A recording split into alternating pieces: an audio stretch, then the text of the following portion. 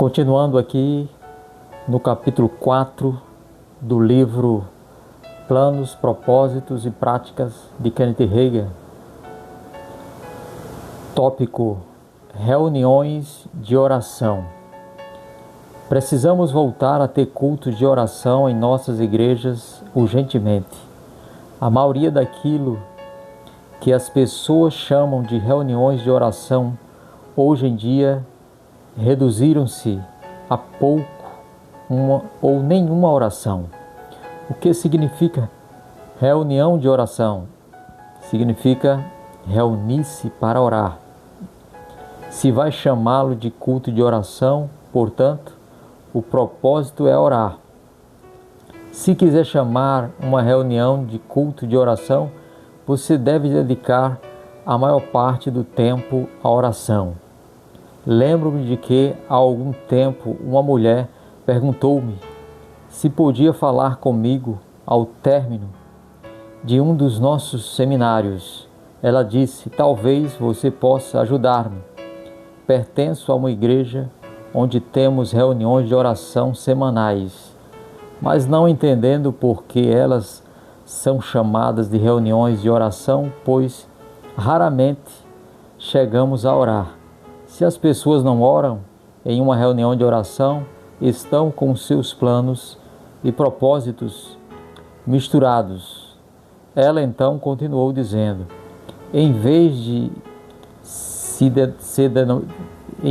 ser denominada reunião de oração, deveria ser reunião de profecias, pois tudo que as pessoas fazem o tempo todo é profetizar umas para as outras. Isso é certo?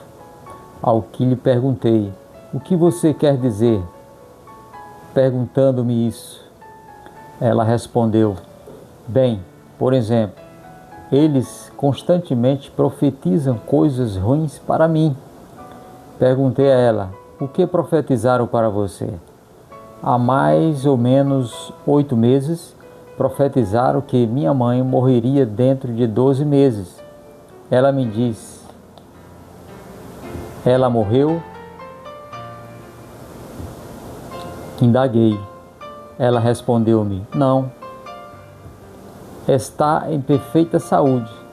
Respondi. Qualquer um com um pouco de bom senso poderia ver que a profecia não vinha de Deus, especialmente vendo que a mãe dela estava viva e bem. Então profetizaram que meu marido me abandonaria em 6 meses. Ela continuou. E ele já abandonou? Perguntei. Ela respondeu: não. Ele não entende tudo o que está acontecendo, mas é um homem maravilhoso. Eu o amo e ele me ama. Se as pessoas estão tendo uma reunião de oração, não sei por que não oram. É bom cantar um pouco no início, louvar a Deus, ajuda a entrar em um espírito de oração. Mas em uma reunião de oração, se tudo que você fizer for cantar, então sairá do plano e propósito de Deus para aquela reunião. Não apenas precisamos ter reuniões com o propósito de orar, mas também cada um na reunião precisa ter um claro entendimento sobre o que vai orar. Lembro-me de algo que fiz em meu ministério após deixar a última igreja que pastoreei em 1949 e sair para o campo. Estava pregando principalmente em igrejas do Evangelho Pleno, e era o costume daqueles dias, naquelas igrejas, encerrar todos os cultos com a congregação indo à frente para orar. Vou dizer-lhe uma coisa: precisamos mais desse tipo de culto hoje em dia. Eliminaria 99% de todo o aconselhamento da igreja. As pessoas obteriam as soluções para seus problemas enquanto orassem. Propositalmente, fazia uma pesquisa com aquelas pessoas que se dirigiam à frente. Chegava a cada uma delas e perguntava: O que você está fazendo aqui na frente? Estou simplesmente orando. Uma delas respondia. Sobre o que está orando? Eu indagava. Não sei, ela dizia. Se as pessoas não sabem qual é o motivo da sua oração, como saberão se obtiveram a resposta? Sei que há o tipo de oração em que apenas esperamos em Deus, mas se era isso o que estavam fazendo, deveria ter respondido. Não estou orando especificamente por coisa alguma, estou apenas tendo um momento de intimidade com o meu Pai. As pessoas que vão à frente para orar, sem saber o motivo da oração, têm seus propósitos errados. E elas nem ao menos sabem disso. Quando os propósitos do homem não estão corretos, as bênçãos de Deus não podem ser derramadas. As bênçãos do Senhor e o seu selo de aprovação são concedidos de maneira limitada quando não estamos de acordo com o seu plano. Aceite o plano de Deus, é melhor. Portanto, se é importante para cada indivíduo saber pelo que está orando, quanto mais o é que tenhamos um propósito em mente quando nos reunimos como igreja para orar. Vi resultados tremendos em meu ministério pessoal, pastoral, quando minha igreja adotou o mesmo ideal e o mesmo propósito de oração. Permita-me compartilhar com você um desses momentos. A última igreja que pastoreei cresceu tremendamente.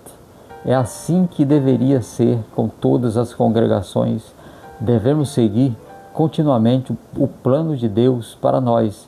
Esse é o padrão bíblico para o crescimento, que seja para a igreja, que seja para o indivíduo. A razão de sempre crescermos naquela igreja era porque tentávamos continuamente pôr o plano de Deus em prática. Por exemplo, quando planejávamos um avivamento, o propósito da reunião era evangelístico. Em nossa igreja estabelecíamos dias de jejum e oração a fim de nos prepararmos para esses tipos de cultos especiais. Na verdade, fazendo essas coisas, estávamos apenas imitando aquilo que os outros faziam, mais do que outra coisa. Se não formos cuidadosos, poderemos cair no hábito de realizarmos coisas que podem até ser certas, mas são apenas ritos religiosos, o que não produz resultado nem tem valor. Por ter notado que estávamos caindo em uma vã religiosidade, eu disse à congregação: não quero que vocês nem mesmo orem pela campanha de avivamento que se aproxima. Fiz isso para tirar as pessoas daquela vã religiosidade. Em uma determinada época estávamos preparando-nos para um culto de avivamento evangelístico. Esse era nosso propósito principal. O intuito não era adorar a Deus, fazer um culto voltado para os cristãos ou sairmos de lá abençoados. Íamos por apenas uma razão: levar salvação ao perdido. Falei para a congregação: quando vierem amanhã à noite para a reunião de oração, escrevam em um pedaço de papel o nome de alguém que você queiram que seja salvo durante o culto de avivamento. Se desejam que um casal seja salvo, escrevam o nome da mulher ou do marido. Se a pessoa for desviada, ou se tanto a esposa quanto o marido estiverem desviados, escrevam seus nomes. Escreva a letra D no papel para que saibamos que eles estão desviados. A oração por uma pessoa desviada é um pouco diferente daquela por uma pessoa que nunca nasceu de novo. Não costuma acontecer no leste do Texas, mas na noite seguinte tivemos um tempo com neve e granizo. As pessoas dessa região não estão acostumadas com esse tipo de clima, portanto, não saem de casa. Não compareceram tantas pessoas para a reunião quanto costumávamos ter, mas algumas foram. Recolhi todos os pedaços de papel com os nomes escritos e falei: em primeiro lugar, vamos orar de acordo com a palavra de Deus. Afinal, faz parte do plano de Deus que os pecadores sejam salvos. Não tivemos música, cânticos ou adoração, pois esse não era o propósito daquela reunião. O objetivo era oração. Portanto, eu disse para a congregação: vamos orar para que essas pessoas tenham uma revelação de Jesus como Salvador durante o culto de avivamento. A Bíblia diz: também vos digo que se 2 de vós concordarem na terra acerca de qualquer coisa que pedirem, isso lhe será feito por meu Pai que está nos céus. Mateus capítulo 18, versículo 19. Oramos pelos nomes da lista. Por alguns intercedemos normalmente, por outros como o Espírito orientava-nos, e por outros oramos em línguas. Depois que oramos em comum acordo e clamamos por nossa resposta, eu disse: agora vamos agradecer a Deus pela resposta, e que depois disso não oremos novamente sobre isso. Se você pensar no assunto, apenas levante suas mãos e louve a Deus pela resposta. Seguindo os planos de Deus, tivemos 100% de sucesso nos resultados. Tínhamos um propósito definido para aquele culto e o seguimos, todos pelos quais oramos, exceto 2 foram salvos naquele avivamento. Esses 2 restantes foram salvos antes do fim do ano. Deixei aquela igreja antes do fim do ano e havia apenas um único homem por quem oramos que ainda não havia sido salvo. Aquele homem e sua esposa vieram falar comigo ao término de um culto. Aquele homem me contou: irmão Reagan, quero que saiba que agora sou irmão, nasci de novo. Isso significa que antes do término do ano tivemos 100% de sucesso ao orarmos de acordo com o plano de Deus. Nunca ouvi falar de um culto de oração que tivesse esse tipo de resultado. Isso se deu porque estávamos seguindo o plano de Deus. Infelizmente, não são todos os pastores que estão dispostos a pagar o preço para ter um verdadeiro culto de oração em sua igreja. Uma vez eu estava dirigindo um encontro para um pastor e ele me perguntou: irmão Reagan, o que posso fazer para que a minha congregação ore? Eu nunca tive problema em fazer com que a minha congregação orasse. Respondi: ore, você é quem deve dar o exemplo para eles. Ele exclamou, virou as costas e foi embora. Ele estava sempre muito ocupado fazendo outras coisas para poder orar muito. É como se os pais dissessem para os seus filhos: vocês não devem fazer isso. Quando eles mesmos o fazem bem na frente dos filhos, os filhos sempre seguem os passos dos pais. A oração faz parte do plano de Deus. No entanto, os homens buscam planos humanos, fórmulas humanas e esquemas imediatos. Deus não tem planos imediatos. O novo nascimento é imediato, mas não crescimento espiritual. O desenvolvimento espiritual leva tempo. Vivemos na era das refeições instantâneas. Tudo que você precisa fazer é dirigir-se ao guichê e pagar por uma. Estamos na era das compras por R$ 1,99, mas Deus não tem nada que esteja à venda por R$ 1,99. As coisas de Deus ainda custam o mesmo que custavam há tempos atrás, jamais aumentam ou baixam de preço. Pastores, sigam os planos de Deus, ponham os joelhos no chão e fique assim, até que descubram o propósito divino para a sua vida e seu ministério. Os pastores são responsáveis por serem o exemplo a ser seguido pelo seu rebanho e são responsáveis por investir tempo a fim de se prepararem para que possam seguir o mover do Espírito de Deus. O que frequentemente acontece é que, quando o Altíssimo começa a agir em suas igrejas, ele se afasta do sobrenatural. Em vez de conduzi-lo corretamente e descobrirem o plano e o propósito divino para suas igrejas, deixar de seguir o plano e propósito do Senhor e de caminhar com Ele é o que impede o mover do Espírito.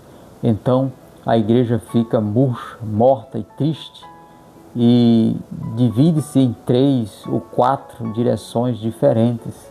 Alguns pastores têm medo de seguir o mover do Espírito de Deus. Na verdade, têm medo de fanatismo e de fogo de palha. Na verdade, tem medo de fanatismo e de fogo de palha. Ora, se houver algum fogo de palha na igreja, não se incomode com isso. Há cobertores molhados suficientes ao redor para apagá-lo. A maioria dos pastores que reclama do fogo de palha não possui qualquer tipo de fogo.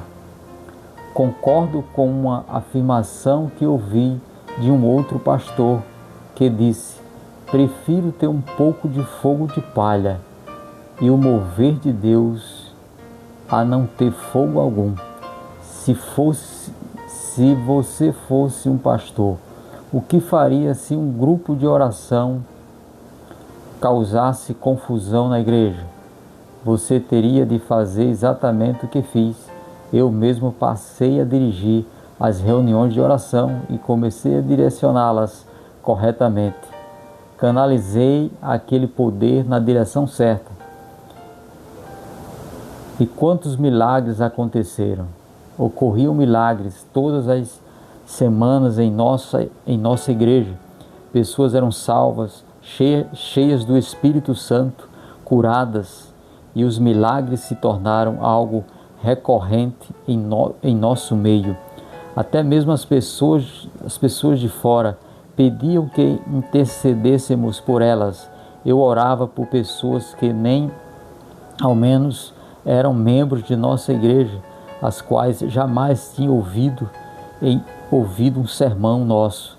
Entretanto, vinham até mim dizendo: a irmã fulana falou-me da maneira como Deus usa você. Por isso pensei que se orasse por mim, poderia ser curada. E Deus as curava sempre. A razão por que Deus estava usando-me daquela maneira é a razão por que víamos a operação de milagres em nosso meio. Não era por minha causa. Era aquele grupo de oração que me apoiava espiritualmente. Na verdade, eu não sabia muito naquela época. É surpreendente como alguns dos diáconos não precisaram advertir-me para sair da chuva. Isso porque eu era apoiado por um grupo de oração que sabia como orar. Pastor, não se afaste dos grupos de oração intercessória. Esteja lá você mesmo e direcione-os. Mas não sei como você pode dizer. Mas não sei como você pode dizer. Aí é que está o problema. Descubra como dirigir as pessoas em oração, mas não se afaste dessa área. Se você quer ver operação de milagres em sua igreja, precisará ter pessoas orando e você mesmo terá de orar. que busquemos a vontade de Deus quanto a isso. Vemos esse tipo de oração como plano de Deus em Atos capítulo 4. Você se lembra da história? Em Atos capítulo 3, o homem que estava junto à porta chamada Formosa foi curado. Pedro e João foram presos, interrogados e proibidos de pregar ou ensinar em nome de Jesus. Atos capítulo 4, versículo 23 ao 24. E soltos eles, Pedro e João foram para os seus e contaram tudo o que lhes disseram os principais dos sacerdotes e os anciões. E ouvindo eles isto, unânimes, levantaram a voz a Deus e em oração disseram: Senhor, Tu és. Em primeiro lugar, observe o versículo 23. Quando você está com um problema, é bom saber o que fazer, não é? Procure pessoas que saibam orar.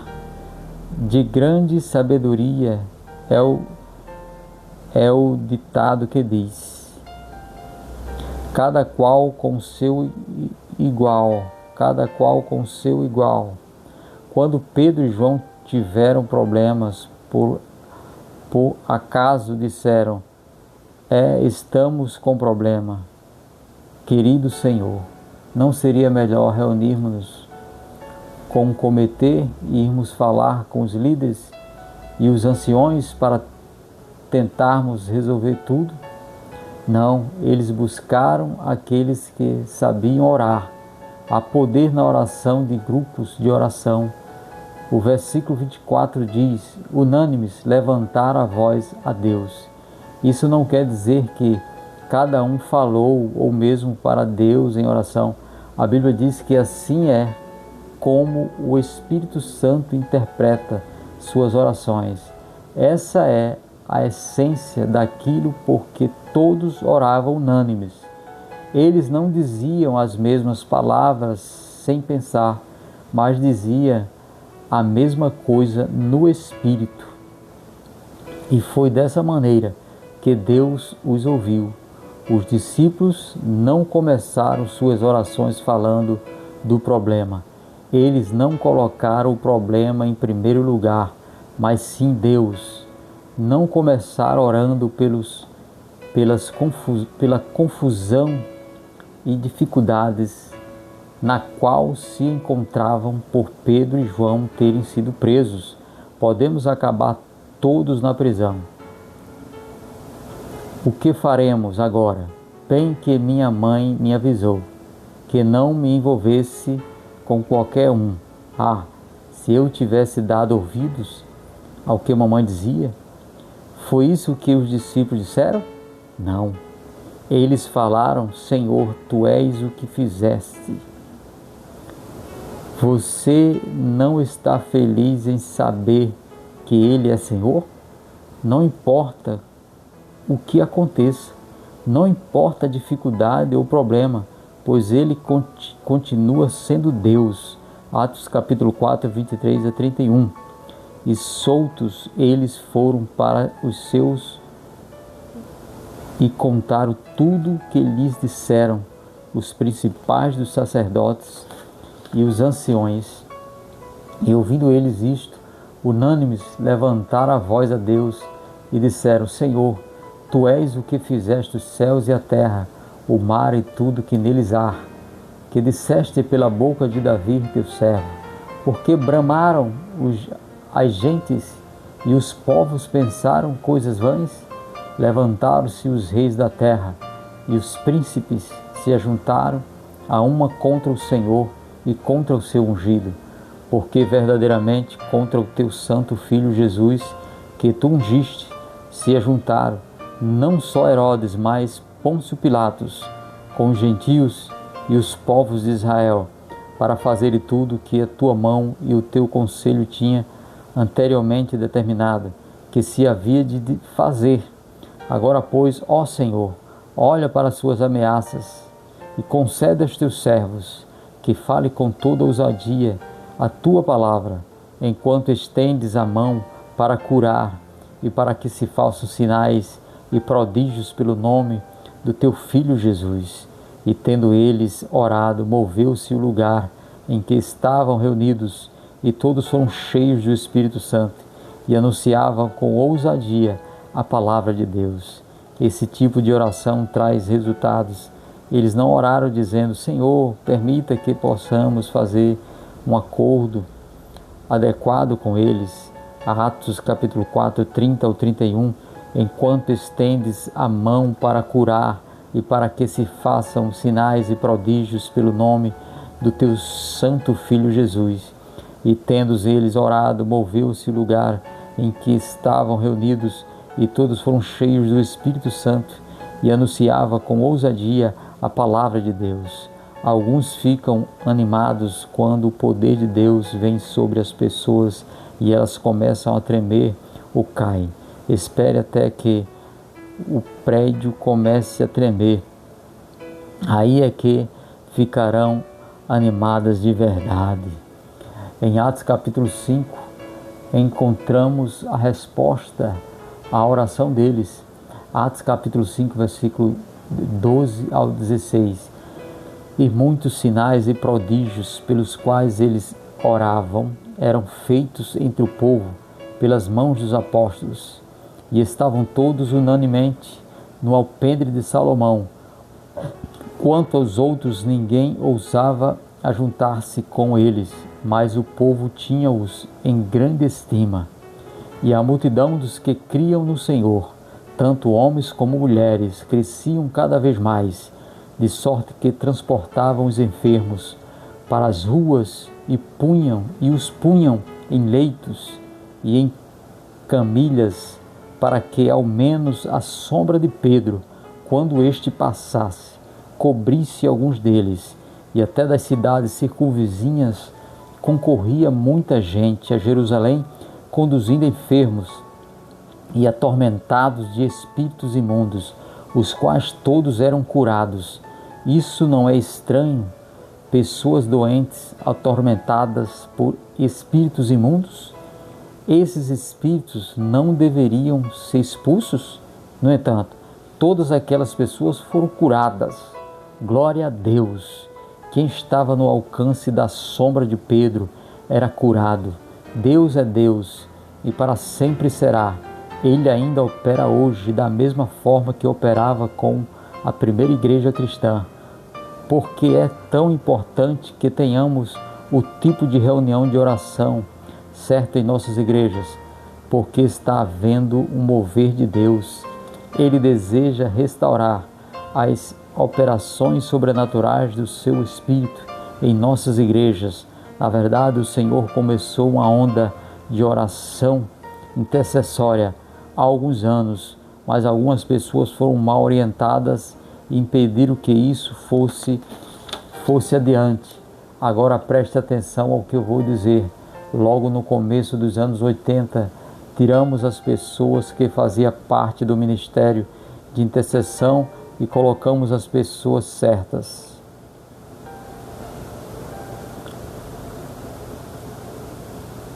Agora preste atenção ao que eu vou dizer. Logo no começo dos anos 80, tiramos as pessoas que faziam parte do ministério de intercessão e colocamos as pessoas certas. No entanto, o corpo de Cristo deixou de investir na oração como deveria. Alguns irmãos deixaram até mesmo de interceder pelos outros em oração.